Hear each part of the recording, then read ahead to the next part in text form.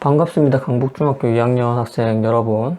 이 영상은 과학의 학습지 풀이 영상 첫 번째 영상이에요. 그래서 첫 번째 영상이니까 선생님이 간단하게 오리엔테이션을 하고 학습지 풀이로 넘어가도록 하겠습니다. 먼저 선생님 소개를 해야겠죠? OT 선생님 소개는 선생님은 2학년 3반 담임이에요. 담임이고 과학 A를 담당하고 있습니다. 그러니까 지금 선생님이 설명하고 있겠죠. 선생님이 등교 계약을 했으면은 1반부터 10반까지 수업을 들어가는데요. 지금 온라인 계약이니까 11반과 12반까지 모두 같이 선생님 영상으로 학습을 해주면 되겠습니다.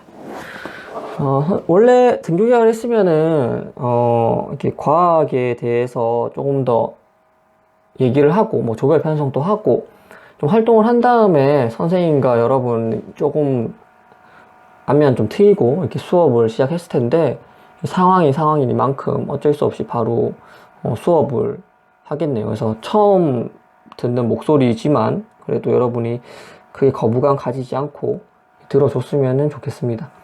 영상도 선생님이 처음 만드는 건데 분명히 부족한 점이 많겠지만 선생님 최대한 열심히 한번 해보도록 하겠습니다. 먼저 과학에 대해서는 간단하게 얘기를 하자면은 과학은 이해 과목이라고 하기도 하고 암기 과목이라고도 하는데 여러분 생각에 어떤 것 같아요? 과학은 원래는 이해 과목이죠. 수학처럼 기본적인 걸 알고 심화적인 내용을 공부를 이제 하는 위계가 있고 이해만 잘하면 모든 문제를 해결할 수 있는 게 맞습니다만 중학교 과학은 적어도 아니에요. 암기 과목이에요. 왜냐하면은 중학교 과학에서는 깊게 들어갈 수가 없기 때문에 깊게 들어가면 너무 어렵고 수학도 필요하고 여러분들 공부할 양이 너무 많아지기 때문에 최소한의 것만 아주 중요한 것들만 공부를 합니다. 그렇기 때문에 여러분들이 이거 왜 그럴까 이렇게 호기심으로 인해서 생기는 질문을 교과서에서 답변을 할 수가 없고 선생님한테 물어도 선생님은 설명을 어느 정도 이제 해줄 수 있지만 이렇게 선행이 돼버리기 때문에 좀 얘기를 자세하게까지는 못하는 그런 부분들도 다수 있습니다. 그래서 여러분 결국엔 이거는 외울 수밖에 없네 또는 선생님이 이거는 외워야 돼 이렇게 말하는 게 상당 부분 있을 거라고 선생님이 미리 좀 얘기를 하고 좀 양해를 부탁해요. 하지만 선생님 최대한 여러분이 이해할 수 있게끔 수식과 수학을 사용하지 않고 비유를 통해서 여러분들이 암기라고 생각하는 부분이 좀 줄어들 수 있도록 그래서 요 격차를 좀 줄여드는데 선생님 초점을 맞출 거예요. 그래서 이 학습터에 있는 영상과 교과서만으로는 분명히 이해가 되지 않았던 부분에 대해서 선생님이 조금이라도 설명을 해서 이해를 할 수 있도록 최대한 돕도록 하겠습니다. 자, 그러면은 이번 학습지 풀이 한번 가보도록 할게요. 자, 이번 첫 번째 시간이죠, 정말. 1단원, 가장 첫 번째. 물질 이론은 기본 성분입니다. 자, 너무 작죠? 크게 할게요. 이렇게 크게 하도록 하겠습니다. 먼저 여러분 반 번호 이름 꼭 써주세요. 그리고 영상 강좌 2개 같이 올려놨었죠? 이 2개를 반드시 시청을 해야 됩니다. 왜냐하면은 교과서에 없는 실험 그리고 학습지에도 이 실험 방법에 대해서 선생님이 요가 있으면은 너무 길기 때문에 이렇게 생략을 했거든요. 영상 참고하라고. 영상을 반드시 참고해야 합니다. 시청해야 돼요. 자, 물질이론의 기본 성분, 즉 원소에 대해서 얘기를 해보자. 요런 거예요. 자, 그래서 더 이상 다른 물질로 분해되지 않으면서 물질이론의 기본 성분. 이 문장이 교과서에 딱 있습니다. 12페이지, 13페이지. 여러분 교과서 앞에 펴놔야 훨씬 편할 거예요. 여기 가로 안에 뭐가 들어가야 되겠어요? 그렇죠.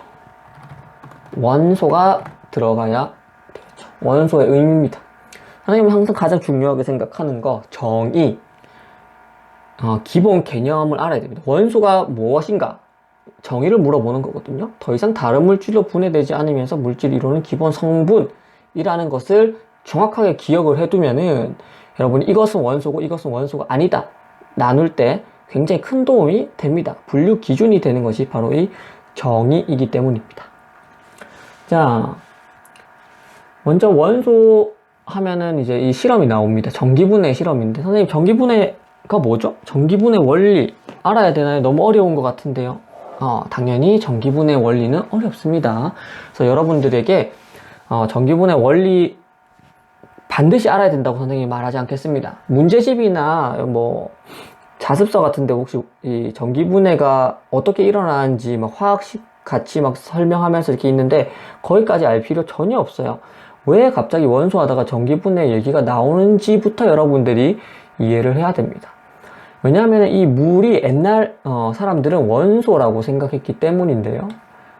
과거 한 2000년 전에 아리스토텔레스라고 하는 철학자가 있었어요. 들어봤을 겁니다. 아리스토텔레스. 엄청나게 이 인류 역사상 큰 영향을 끼쳤는데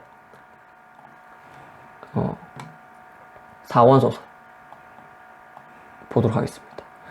아리스토텔레스가 과거 물질은 무엇으로 이루어져 있는지 질문을 받을 때마다 설명했던 것이 바로 이 사원소설이에요.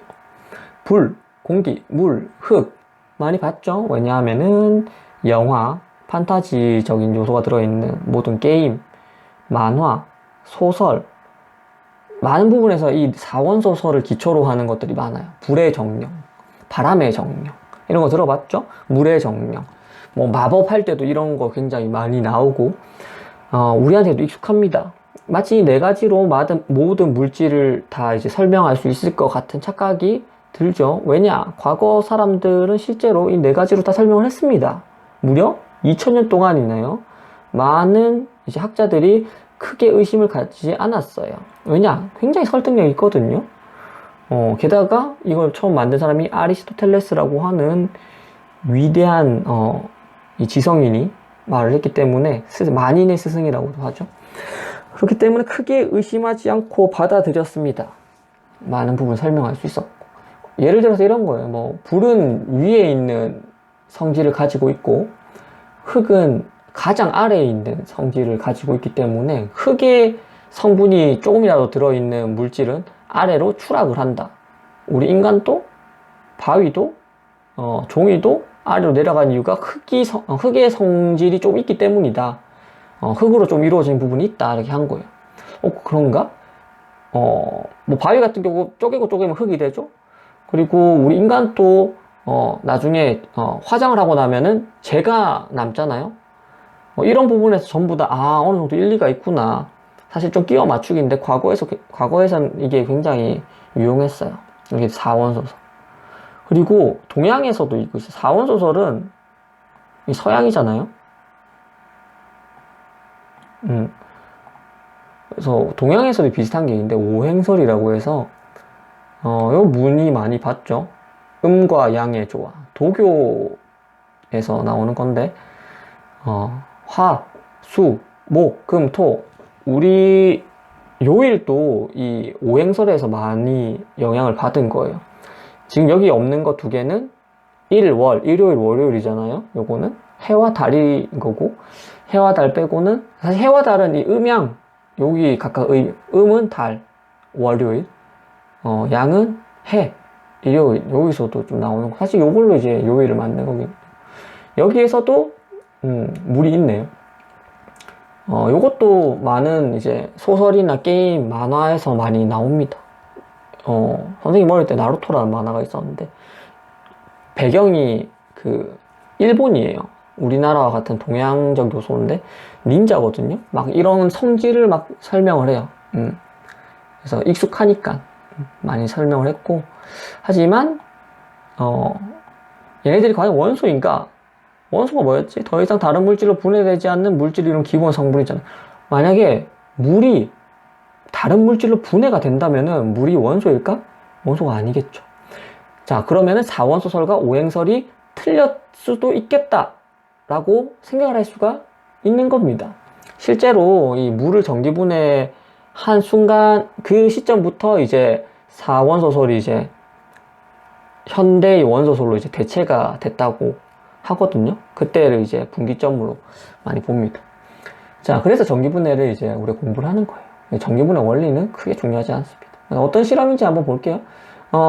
충분히 모인 기체에 불 가까이 대면은, 일단, 요거 좀 이해할 필요가 있는데, 요런 모양이거든요.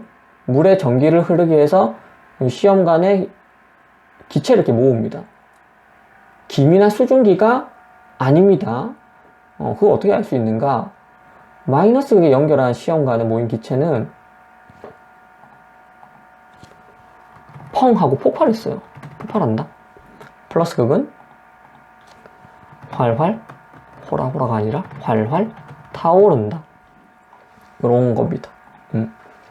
마이너스, 이게 왜 실제로 여러분 봤을 때 이게 폭발했나? 활활 타오르나? 이게 잘 구분이 안 갈 수도 있는데 왜 이런 선생님 워딩을 쓰냐면은 마이너스 기에 모인 이 기체의 이름이 수소예요. 수소 원소로 이루어진 기체거든요. 이 수소의 특징이 불 가까이 되면 폭발해요. 즉, 이 수소가 모였구나라고 하는 이 증거를 보기 위해서 이제 펑 폭발한다라고 하는데 많은 문제집이나 또는 뭐 평가집에서 이런 워딩을 씁니다. 그러면 펑 폭발했다 이거 수소구나. 수소를 나타낸 거구나. 이렇게 이해하면 됩니다. 그래서 여러분들 문제를 풀 때 조금이라도 좀 수월해라고 선생님이 일부러 좀 오버해서 펑 폭발한다, 활활 타오른다 라고 했습니다. 플러스 극은 산소입니다. 산소. 활활 타오른다는 산소의 특징입니다. 모닥불, 불이 약할 때 이렇게 후 하고, 우리 숨을 내뱉으면은 좀 불이 잘 일어나잖아요? 아궁이에서도 마찬가지고, 이게 산소 때문이거든요? 우리 숨은 들숨뿐만 아니라 날숨에도 산소가 꽤 많이 들어있어요. 그래서 이렇게 활활 타오른다. 자, 이 실험의, 의미는 뭐냐면은, 이제 물은 더 이상 원소가 아니다. 라는 겁니다.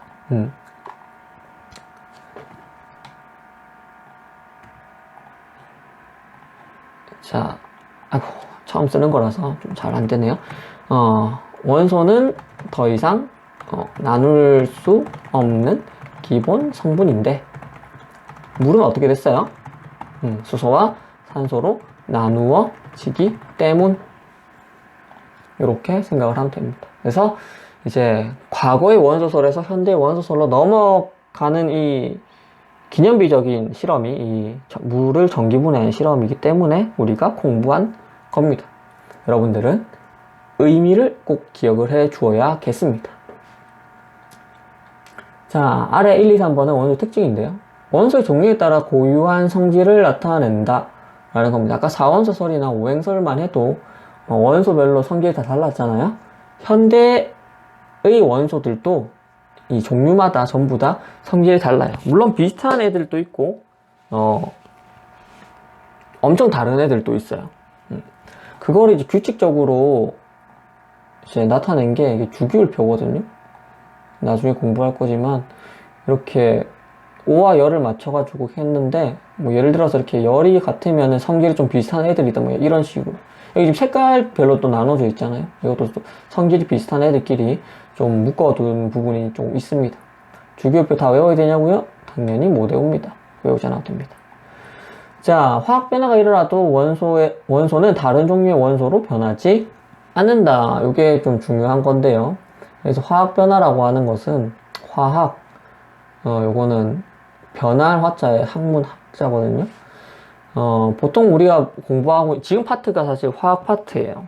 근데 이 화학 변화라고 하는 것이 원소 종류가 바뀐 게 아니라 이 원소 결합이 달라지면서 이 물질 자체의 성질이 달라진 거기 때문에 뭔가 성질이 바뀌었다고 해서 원소 자체가 변한 것은 절대 아니다. 원소 간의 결합이 달라진 거다. 라고 생각을 하면은, 될 것 같습니다. 지금까지 밝혀진 원소는 118가지. 어마하게 많죠? 다 외울 필요 없지만 20번까지 여러분 외워야 돼요. 여기서 말한 20번이라고 하는 것이 위에서부터 차례대로 1, 2, 3, 4, 5, 6, 7, 8 이렇게 번호가 있어요. 20번까지는 여러분이 원소 이름과 기호 정도를 좀 외우는 게 좋습니다. 자연에서 발견된 원소는 몇 가지일까? 92개입니다. 근데 92라는 숫자 좀 어려우니까 그냥 90여 개 정도 된다라고 말하면 되겠습니다. 인공적으로 만든 원소는 그러면 92 빼버리면 나머지 다 인공적으로 만든 거거든요. 93번부터 118번까지 대략적으로 그냥 한 20여 개 정도 된다. 이렇게 생각을 하면은 되겠습니다. 원소 번호가 작을수록, 낮은 번호죠. 1번일수록, 1번에 가까울수록 원소 알갱이가 작고 가볍습니다. 대체로. 위쪽으로 갈수록 무거운 거고, 방사선도 많이 내뿜고, 좀 그래요. 그래서 92번이 우라늄인데요, 우라늄. 핵폭탄의 원료죠. 93번, 94번이 플루토늄인데, 북한에서 만든 핵폭탄의 원료가 플루토늄입니다. 그리고 뭐 인공적으로 만든 것 중에서는 뭐 아메리슘, 요거는 미국에서 만들어서 미국 이 연구자들이 개발했기 때문에 아메리슘이라고 자기 기념해서 이름 붙인 거. 프랑슘은 어디서 만들었을까요? 딱 느낌이 오죠. 그런 식으로 이제 앞으로는 원소 하나 만들 때마다 아마 노벨상 하나씩 나올 거고, 자기 이름을 붙일 수도 있는 과학자로서는 어마어마한 명예겠죠. 뭐 그렇습니다. 우주에서 제일 흔한 거는 수소예요. 수소고, 산소도 흔합니다. 산소는 이제 원자 번호가 8번, 수소는 1번, 제일 가볍고, 산소도 좀 흔하고 가벼운 편이죠. 수소는 1번. 엄청 가볍기 때문에 지구상에는 많이 없어요. 지구상 기체로 존재하는 수소는 너무 가벼워서 우주로 날아가 버렸습니다. 중력이 강한 행성이나 별에서는 수소가 있겠죠. 실제로 태양 같은 경우에는 중력이 엄청 강한데 수소가 굉장히 많습니다. 대부분 수소와 그 다음으로 가벼운 헬륨으로 이루어져 있죠. 자, 이 실험에서는 사실 이번 시간에서 이 1번 부분이 제일 중요하고요. 여기 전체적으로. 그 중에서 가장 중요한 것은 요거. 이 전기분해 실험의 의미. 원소는 더 이상 나눌 수 없는데 물은 나눌 수 있으니까 원소가 아니다. 라는 거입니다. 자, 2번은 여러분들이 실제로 한번 어떤 원소가 있는지 원소 이름을 한번 스스로 찾아봤으면 좋겠다는 생각에 선생님이 이런 활동을 넣어놨고요. 찾아보면 알겠지만 한 가지 원소로 이루어진 물질이 거의 없어요. 대부분이 두 가지 이상의 원소로 이루어진 물질입니다. 한번 볼게요. 한 가지 원소로 이루어진 물질, 대표적으로 어떤 게 있을까? 알루미늄 오일이 있죠. 아이고. 알루미늄 오일. 원소는 알루미늄입니다. 다행이죠. 이름이 똑같아요. 그리고 또 뭐 순금 이런 거. 순금은 어떤 걸로 이루어져 있는가? 금으로 이루어져 있습니다. 여기서 중요한 건 금이 원소라는 겁니다. 알루미늄도 원소입니다. 알루미늄이 13번 원소고 금은 20번보다 아래라서 정확히 기억이 잘 안 나네요. AU인데 한 30번 정도 되려나요? 궁금한 학생은 인터넷 검색으로 찾아보면은 아주 좋겠습니다. 자, 그 다음에 또 어떤 게 있을까? 은도 당연히 순은은 한 가지 원소로 이루어진 물질입니다. 다이아몬드 정도 되겠네요. 다이아몬드는 원소 이름은 아니고요. 탄소입니다. 탄소. 주기율표를 보면은 탄소 상당히 위에 있죠. 흔하다는 뜻이에요. 선생님, 다이아몬드는 굉장히 비싸고 많이 없는데 어떻게 흔한 탄소로 이루어져 있나요? 이 원소의 결합하는 방식에 따라서 이 성질이 달라지거든요. 물질의 성질이. 굉장히 탄소가 다이아몬드 같은 모양으로 만들어지려면 이 결합 자체가 쉽게 이루어지지 않아요. 엄청나게 강한 열과 압력에서 만들어지기 때문에 흔치 않습니다. 그래서 희소성이 있는 거고 보석이 된 거죠. 그러면은 희소성이 없게 이게 결합될 수도 있잖아요. 그런 경우에 보통 이제 흑연, 연필심이라고 부릅니다. 연필심. 엄청 다르죠? 다이아몬드와 연필심은. 이렇게 같은 원소지만 결합하는 방식에 따라서도 이렇게 성질이 달라질 수가 있습니다. 그래서 두 가지 이상의 원소로 이루어진 물질. 너무 많기 때문에 사실 여러분 주변에 있는 거 대부분이 두 가지 이상의 원소로 이루어져 있습니다. 너무 많기 때문에 교과서에 있는 것으로 한번 해보겠습니다. 교과서 13페이지 보면은 물, 설탕, 뭐 플라스틱, 소금 이렇게 있는데 물은 했으니까 소금 할게요. 설탕도 좋지만 소금을 하는 이유는 소금은 우리가 나트륨이라고 하잖아요. 짜다 하면은 짠 음식은 나트륨 함량이 많다 하잖아요. 이 나트륨이 원소예요. 소듐이라고도 합니다. 소듐, 나트륨. 근데 나트륨이 흔하니 소듐은 까먹으세요. 나트륨만 기억하는 게 좋을 것 같습니다. 그리고 염소. 사실 나트륨은 금속 원소예요. 금속 나트륨이 있거든요.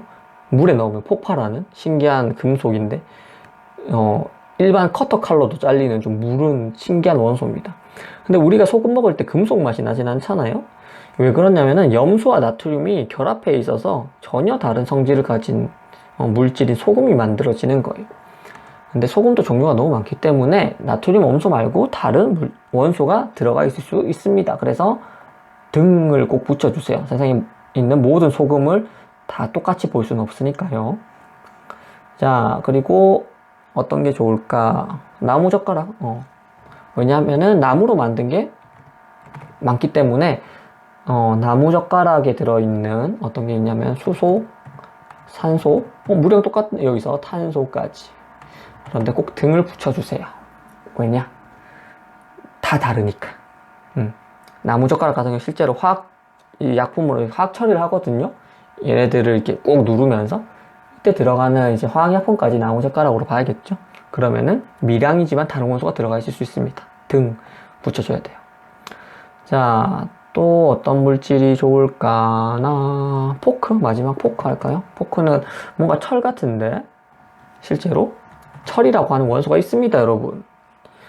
자, 근데 철만 있으면 잘 녹슬고 그러면 우리가 먹을 수 없잖아요. 그래서 합금철이라고 해서 다른 금속과 섞는데 크로뮴, 니켈 이런 원소들과 섞어주면은 우리가 잘 사용할 수 있는 안전한 식기인 포크가 됩니다. 물론 금으로도 포크 만들 수 있고 은으로도 포크 만들 수 있기 때문에 세상에 있는 모든 포크를 선생님이 다 알 수는 없어서 포크는 어떤 원소로 이루어져 있나 이런 문제는 못 냅니다, 여러분.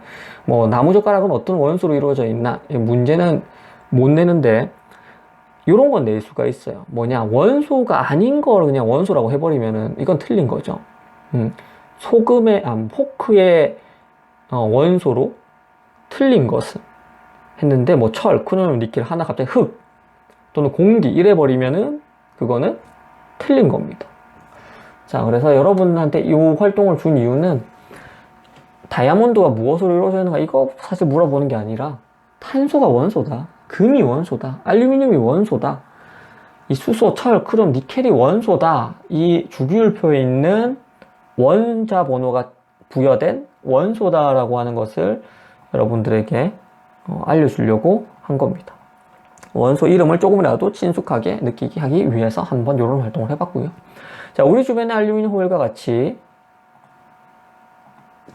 한 가지 원소로 이루어진 물질이 있습니다. 대부분 근데 두 가지 원소, 두 가지 이상입니다. 두 가지 이상의 원소로 이루어진 물질이 대부분입니다.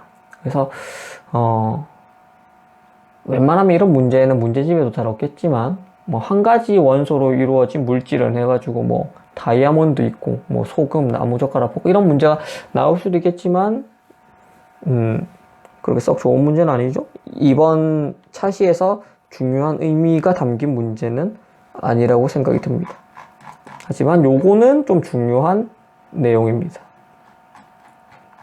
스스로 확인하기. 원소는 다른 물질로 분해된다, 되지 않는다. 요거는 정의를 생각하면 되죠. 더 이상 다른 물질로 분해되지 않으면서 물질을 이루는 기본 성분. 그러면 답은 되지 않는다. 자, 원소의 종류는 정확히는 118가지로 했죠. 물질의 종류는 훨씬 더 많다. 그 까닭은 무엇일까요? 선생님이 아까 설명하면서 사실 답을 말했는데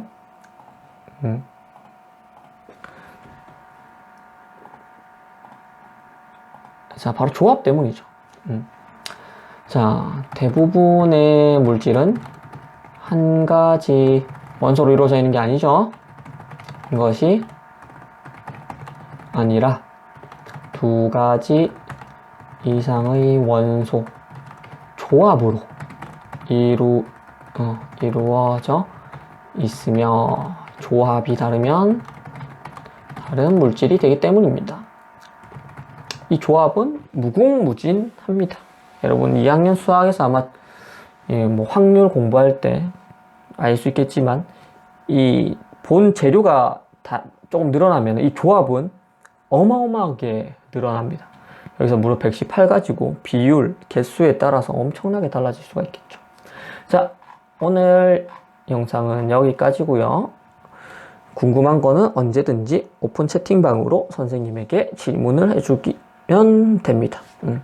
물론 이 내용과 조금 다른 추가적인 좀 심화된 부분이거나 하는 것도 선생님한테 물어보면 선생님이 최대한 여러분이 알 수 있는 수준으로, 선행되지 않는 수준으로 알려주도록 하겠습니다. 자, 오늘은 여기까지 하도록 하겠습니다. 수고했습니다. 안녕.